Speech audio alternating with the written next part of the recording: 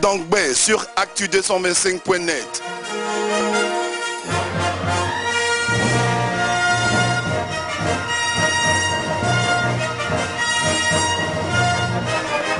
La presse ne vous fait pas très cadeau souvent, pourtant vous êtes homme de presse, homme de médias. C'est normal, je ne fais pas cadeau, je donne des cours, c'est peut-être normal que j'en prenne aussi. Pour ce niveau, il n'y a pas de problème. L'affaire qui a éjecté le président de l'UNICEI, Moussa Traoré, le nom de l'affaire est sorti, est sorti dans cette affaire-là. On veut dire avec l'affaire Assane Timoko et le ministre Cavaniali. Quand tu commets un assassinat, tu commets un viol, c'est ça le crime. C'est celui qui a commis le crime, c'est celui qui a violé qu'on doit juger. Après, maintenant, on voit s'il a eu des complices et puis on essaie de voir s'il y a des circonstances atténuantes. Qu'est-ce qu'on juge? On juge une tentative de corruption. On juge quelqu'un, une affaire où on dit quelqu'un a tenté de corrompre X. On a affaire à des individus majeurs. On a affaire à quelqu'un qui n'est pas sous ma dépendance. Mais cela dit, je vous assure qu'il n'y a pas eu de tentative de corruption. Il n'y a rien eu. Il n'en est rien. Voilà, ça je peux vous l'assurer. Il n'y en a pas eu. Mais même supposons que cela ait existé. Ça ne fait pas de moi le cerveau ou le commanditaire. À la limite, j'aurais pu accepter qu'on dise ça s'est passé, M. Alafé est complice. Parce qu'il y a eu une confusion à un moment donné. Il est intervenu, peut-être entre lui et même il y a eu un malentendu. Ça là, ça peut passer, je peux accepter. Et puis, ça peut passer aux yeux de l'opinion. Mais non, on laisse tomber ça. On dit non, le cerveau c'est Alafé, le commanditaire c'est M. Alafé. Et puis moi, on me sanctionne en tant que commanditaire. C'est un jugement arbitraire. J'estime qu'ils ont suffisamment motivé, qu'ils motivent bien leur décision. Tout. Je pense a priori qu'ils se sont trompés de bonne foi. Ça arrive. De bonne foi, ils se sont trompés et ça, ils doivent le reconnaître, mais ils refusent. Ils veulent persister, ils veulent dire qu'ils ont eu raison. Si j'arrive à démontrer qu'ils ont mal jugé, qu'ils se sont acharnés sur ma personne et que le jugement est mauvais et qu'à la limite, je ne pouvais être que complice, s'il y avait même faute, non, le commanditaire, ils doivent en tirer les conséquences et puis démissionner. Et voilà, on n'a pas à emmerder l'autorité pour ça. On n'a pas à emmerder le président de la République pour ça qu'il les a nommés sur proposition des structures, ni le ministre, pour dire de les sanctionner. C'est eux-mêmes qui doivent se rendre compte qu'ils se sont trompés. J'indexe la structure qui a pris la décision, ils doivent se rendre compte qu'ils se sont trompés et puis en tirer les conséquences à leur niveau. C'est tellement simple. De la même manière que le président de l'UNICEI a pris courageusement la décision de se mettre en retrait, quand ils ont pris la décision tout en la contestant, eux, lorsque nous allons prouver, et je vous dis, je vais le prouver, qu'ils ont pris une mauvaise décision, une décision arbitraire, faisant de moi le commanditaire de ça, alors que rien n'indique au regard de la loi, des pratiques, au regard de la qualité de celui qui a posé l'acte, que je peux en être un commanditaire, sur ce plan-là, lorsque ça va être prouvé, ça va être établi, je crois qu'ils doivent avoir la possibilité de tirer même les conséquences. Alors si vous n'êtes pas un commanditaire, vous peut-être réclamer la complicité dans cette affaire. Oh, mais c'est à eux de voir. Je ne suis même pas complice de quoi que ce soit, je ne suis complice de rien. Alors, je ne suis complice de rien.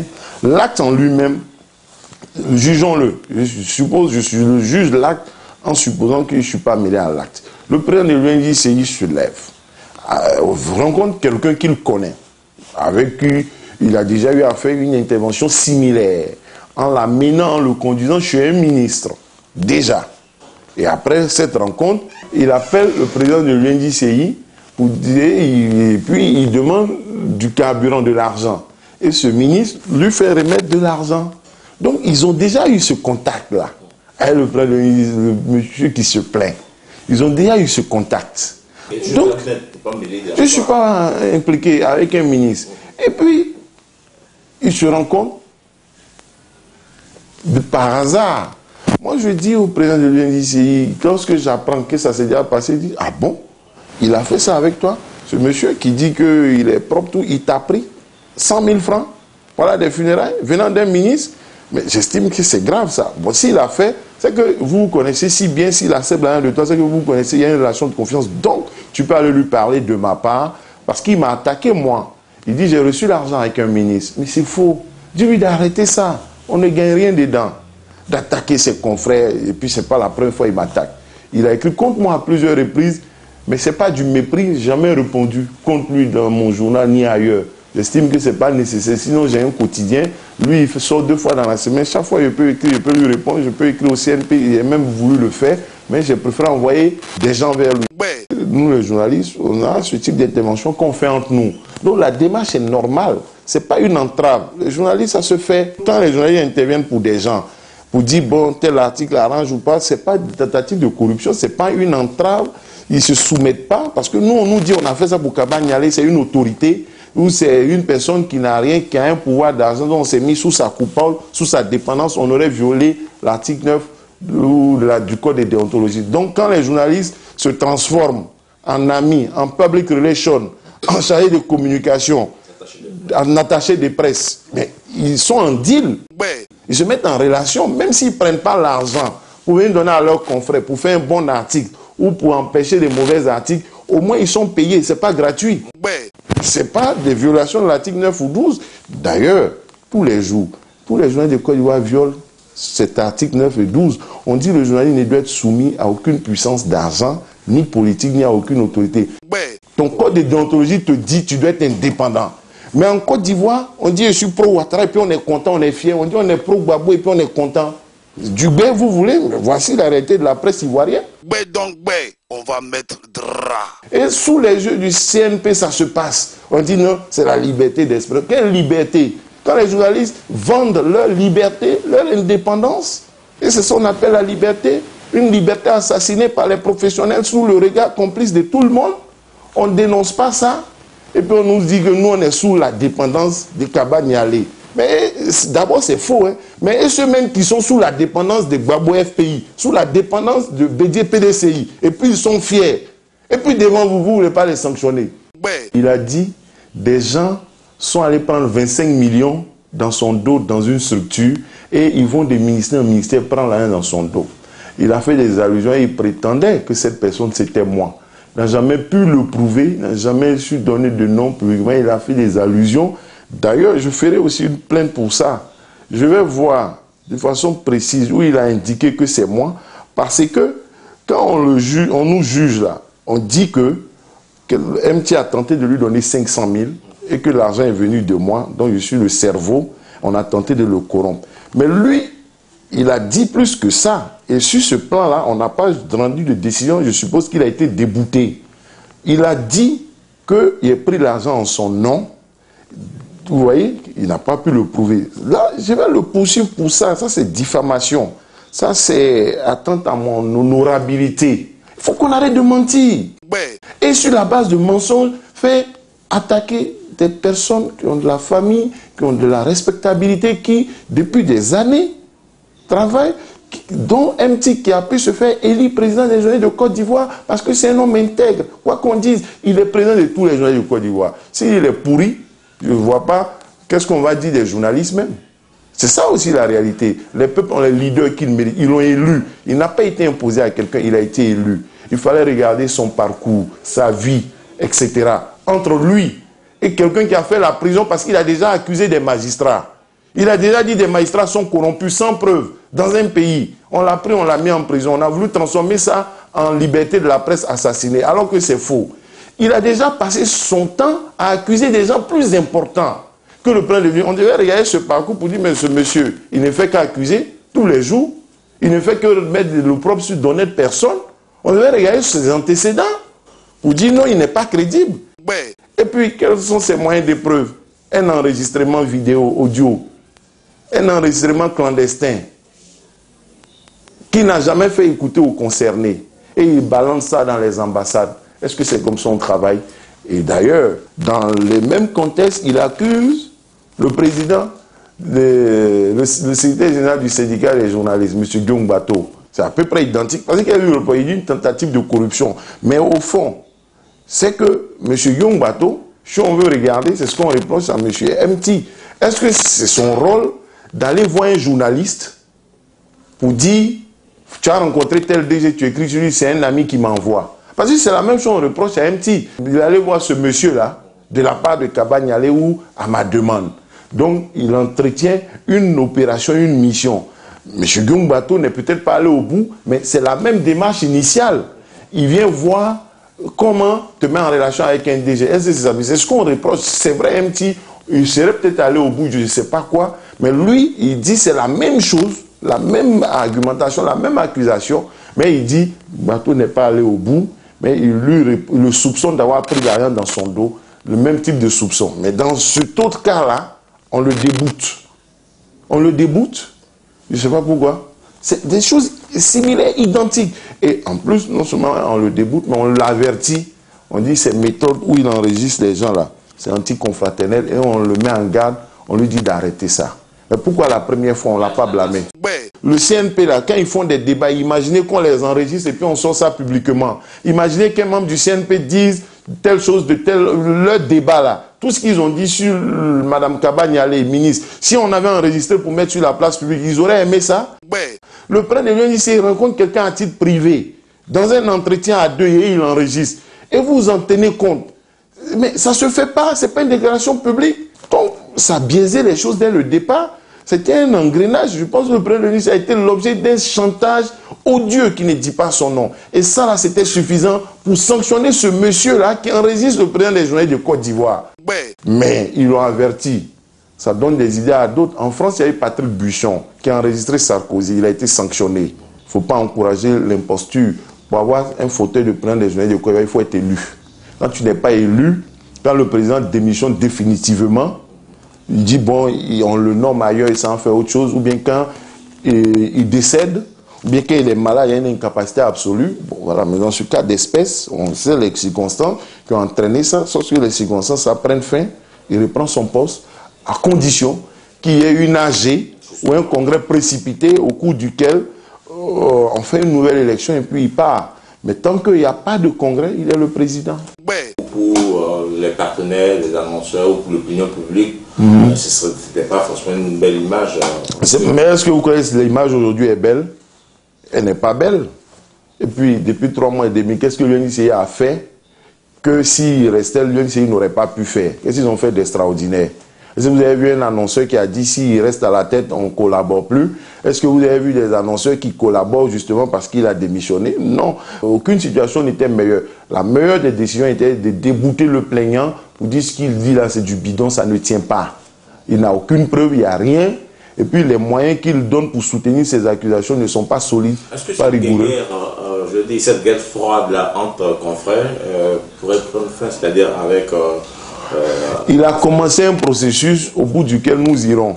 Moi, depuis que ça a commencé, je cherche à traquer les vrais corrupteurs, les vrais voyous de la presse, les vrais pourris, ceux qui font les trafics de visas, ceux qui ne payent pas bien leurs employés, ceux qui se parlent des vertus et des morales, ceux qui prennent vraiment l'argent et les gens, puisque c'est ça, hein, on est de dénonciation en dénonciation, nous allons aller jusqu'au bout.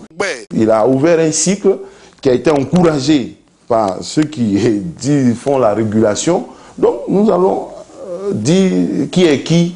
Petit à petit, nous allons dire qui est qui. Et moi, j'ai commencé, mis à nu des réseaux. Même si les gens ne prennent pas des décisions, ils font semblant d'ignorer. Mais dans la tête des Ivoiriens, on sait qu'il y a des gens qui font trafic des visas. Il y a des voyous, des bandits, c'est eux qui sont assis pour juger les autres. Alors qu'ils n'ont pas de vivre propres. Ils n'ont pas de vie de vertu. Ils viennent, ils prennent l'argent. Il y a un qui a pris l'argent avec moi, il est membre du CNP. Il peut me prendre de l'argent et il s'appelle Patrice Poué. Je dis son nom, lui. Parce que je suis sûr de mes faits. J'ai porté plainte à la police et il est membre du CNP et il me juge. C'est un escroc, c'est un voyou. Ça, j'assume, je le dis. Il fait quoi dans le CNP? On va mettre drap. Et puis, il croit que parce qu'on allait faire photo avec le président de la République, on est dans le CNP, on échappe à la justice. Non, ah non, ça ne passera pas. J'ai commencé et je vais prendre les uns un à un dans la presse. Parce que j'ai 20 ans. J'ai 20 ans de dossiers, j'ai 20 ans d'histoire de chacun, il y a 20 ans de relations, de connaissances du milieu et de chacun. Ceux qui disent ont des choses sur moi là, qui sortent ça, parce que moi là, c'est qu'il y a sur les uns et les autres aussi, je vais sortir. Puisqu'on est en train d'une phase de dénonciation et on veut réguler, mettre de l'ordre, il n'y a pas de problème. Il faut qu'on aille au bout de ce qui a commencé. Alors, on vous reproche de ne pas bien payer vos journalistes. C'est faux. La preuve. On nous a audité, en guillemets, on a fait la régulation. c'est pas ce qu'on me reprochait. C'était des choses qui n'étaient pas claires, pas tout à fait à jour. Il y avait des confusions, c'est tout. Pas que je payais mal. Ça, c'est un reproche qui avait été fait quand il devait être président de l'UNDCA à l'époque. Voilà. Mais aujourd'hui, je vous assure que, en dehors des entreprises peut-être structurées ou adossées à des partis politiques comme Fratmat, l'État, le Patriote, et puis Notre Voix, je fais partie, en dehors de ça, voilà, des journaux respectant la convention. Je fais partie du journal ayant les meilleurs salaires. Et je m'apprête, comme ils l'ont dit, à partir du mois de juillet, à passer à 1800 points. Voilà, je suis prêt. Monsieur Patrice Poué, qui est membre du CNP, il a travaillé chez moi. Il était payé normalement selon la convention. Je ne suis pas du genre à attendre ma joue gauche quand on a giflé la joue droite. On peut le faire souvent pour certaines petites causes, mais quand il est question d'honneur et de dignité, on ne le fait pas.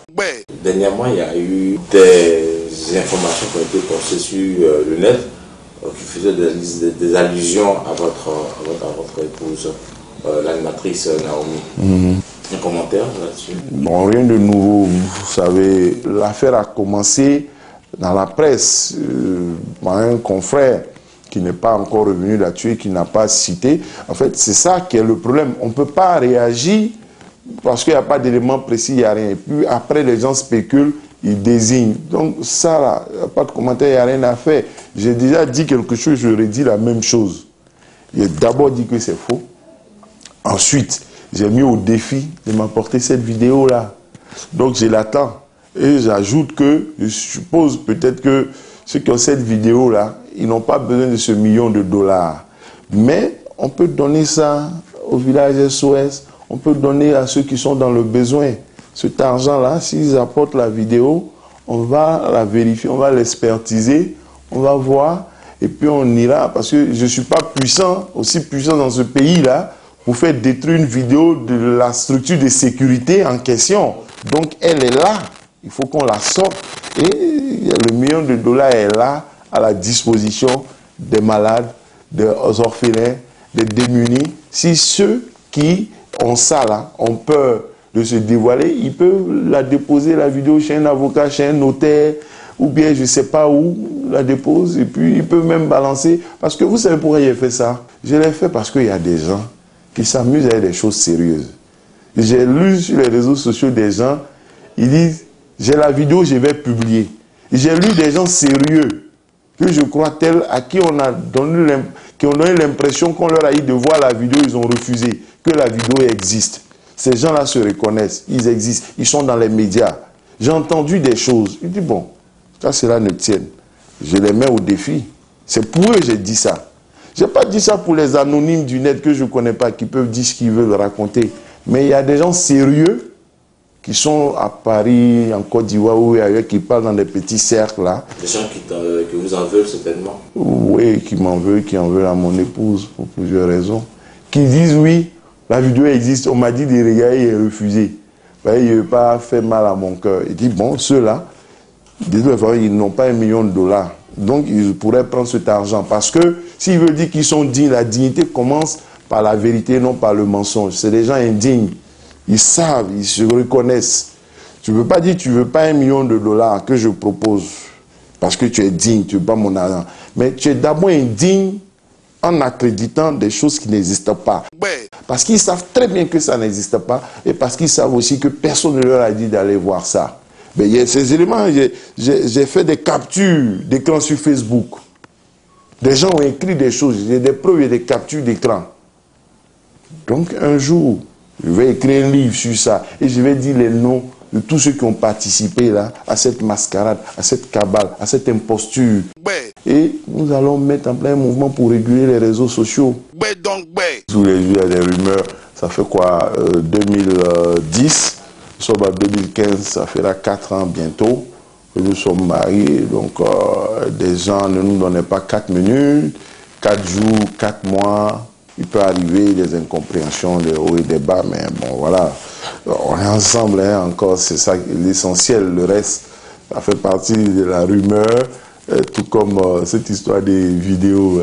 Alors, la dernière question, qu'est-ce que vous voulez qu'on retienne de vous? Bon, beaucoup de choses que j'ai dites, je retiens de moi l'image de quelqu'un qui se bat, qui est parti de rien, qui a aujourd'hui un journal, qui a des projets, qui veut se développer dans les médias, qui a 2 livres, Instant de vie et Notre histoire avec Babo, qui emploie des jeunes, qui depuis 10 ans a son journal, qui est souvent jalousé et incompris, mais qui avance, qui se bat, qui ne baisse pas les bras, qui reste digne et qui peut marcher la tête haute malgré les coups qu'il reçoit, et aussi qui sait en donner, qui